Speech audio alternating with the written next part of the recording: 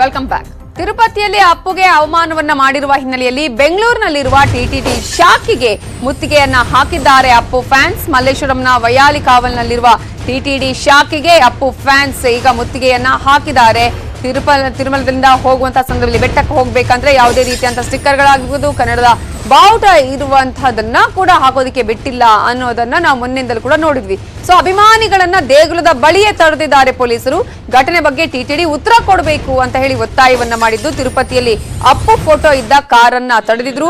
ಒಂದು ವೇಳೆ ಟಿಟಿಡಿ ಆಡಳಿತ ಮಂಡಳಿ ಇದಕ್ಕೆ ಉತ್ತರ ಕೊಡದಿದ್ರೆ ನಾವು ಉಗ್ರ ಹೋರಾಟ ಮಾಡ್ತೀವಿ, ಸಾವಿರಾರು ಕಾರುಗಳ ಮೂಲಕ ಆಂಧ್ರ ಪ್ರದೇಶಕ್ಕೆ ಹೋಗಿ ಪ್ರತಿಭಟನೆಯನ್ನ ಮಾಡ್ತೀವಿ, ಅಲ್ಲದೆ ಮುಂದೆ ಆಗುವಂತಹ ಅನಾಹುತಕ್ಕೂ ಕೂಡ ಟಿಟಿಡಿಯೇ ಹೊಣೆ ಆಗತ್ತೆ ಅಂತ ಹೇಳಿ ಟಿಟಿಡಿ ಆಡಳಿತಕ್ಕೆ ಎಚ್ಚರಿಕೆಯನ್ನ ನೀಡಿದ್ದಾರೆ ಅಪ್ಪು ಫ್ಯಾನ್ಸ್.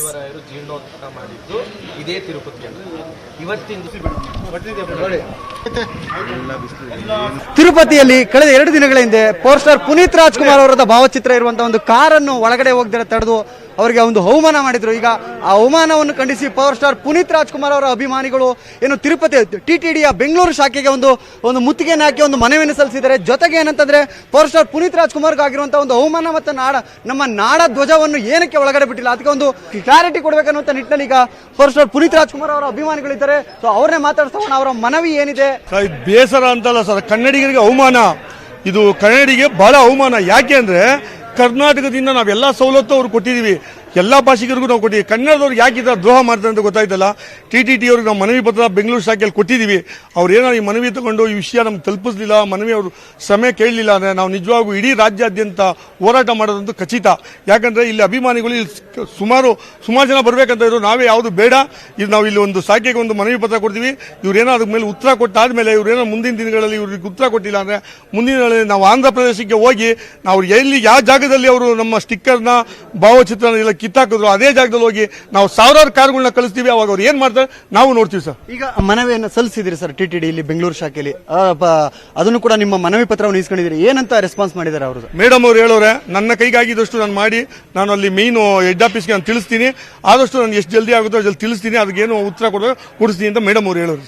ಸೊ ಅಲ್ಲೇನಾದ್ರೂ ಈ ತರದೊಂದು ರೂಲ್ಸ್ ಇದೆಯಾ, ಆ ತರದ್ದು ಏನಾದ್ರೂ ನಿಮ್ಗೆ ಗಮನಕ್ಕೆ ಬಂದಿದೆಯಾ ಸರ್? ಯಾಕಂದ್ರೆ ಸಾಕಷ್ಟು ಪ್ರತಿನಿತ್ಯ ನೀವು ಆಗ್ಲೇ ಹೇಳ್ದಂಗೆ ನಮ್ಮ ಕರ್ನಾಟಕಕ್ಕೆ ಸಾಕಷ್ಟು ಬೇರೆ ನಟರ ಫೋಟೋಗಳು ಹಾಕೊಂಡಿರುವಂತ ಗಾಡಿಗಳು ಬರ್ತವೆ, ಎಲ್ಲೂ ಕೂಡ ಅವ್ರಿಗೆ ತೊಂದರೆ ಆಗಲ್ಲ. ಬಟ್ ಆದ್ರೆ ನಮ್ಮ ಕನ್ನಡಿಗರಿಗೆ ಯಾಕೆ ಈ ತರ ಆಗ್ತದೆ, ಈ ತರದ್ದು ಏನಾದ್ರು ರೂಲ್ಸ್ ಇದೆ ಅಂತ ಏನಾದ್ರು ನೀವು ಕೇಳಿದಿರ ಅಲ್ಲಿ?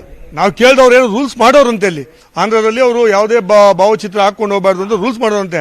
ರೂಲ್ಸ್ ಮಾಡಲಿ, ಯಾರು ರಾಜಕೀಯ ವ್ಯಕ್ತಿಗಳು ಹಾಕೊಂಡು ರೂಲ್ಸ್ ಮಾಡಲಿ, ಬೇಡ ಅಂತ ಹೇಳ. ಕಲಾವಿದರಿಗೋಸ್ಕರ ಯಾಕೆ ರೂಲ್ಸ್ ಮಾಡಬೇಕು?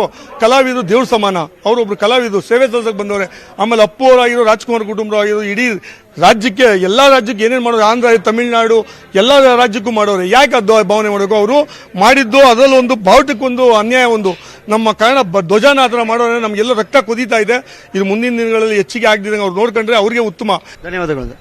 ಇದಿಷ್ಟು ಏನಂತಾರೆ ಪವರ್ ಸ್ಟಾರ್ ಪುನೀತ್ ರಾಜ್ಕುಮಾರ್ ಅವರು ಮತ್ತೆ ಕನ್ನಡ ಧ್ವಜಕ್ಕೆ ಅವಮಾನ ಮಾಡಿದ್ದಾರೆ. ಈ ಒಂದು ಅವಮಾನ ಮಾಡಿರೋದಕ್ಕೆ ಒಂದು ಕ್ಲಾರಿಟಿಯನ್ನು ಕೊಡಿದವರು. ಇನ್ನು 2-3 ದಿನಗಳಲ್ಲಿ ಇದಕ್ಕೆ ನಮಗೆ ಉತ್ತರ ಸಿಕ್ಕಿಲ್ಲ ಅಂತಂದ್ರೆ ಹೈದರಾಬಾದ್, ಆಂಧ್ರ ಪ್ರದೇಶಕ್ಕೆ ಸಾವಿರಾರು ಕಾರುಗಳ ಮುಖಾಂತರ ನಾವು ಹೋಗಿ ಅಲ್ಲಿ ಪ್ರೊಟೆಸ್ಟ್ ಮಾಡ್ತೀವಿ, ಏನ್ ಮಾಡ್ತಾರೆ ನೋಡೋಣ ಅನ್ನುವಂತ ನಿಟ್ಟಿನಲ್ಲಿ ಪವರ್ ಸ್ಟಾರ್ ಪುನೀತ್ ರಾಜ್ಕುಮಾರ್ ಅವರ ಅಭಿಮಾನಿಗಳು ಹೇಳ್ತಿದ್ದಾರೆ.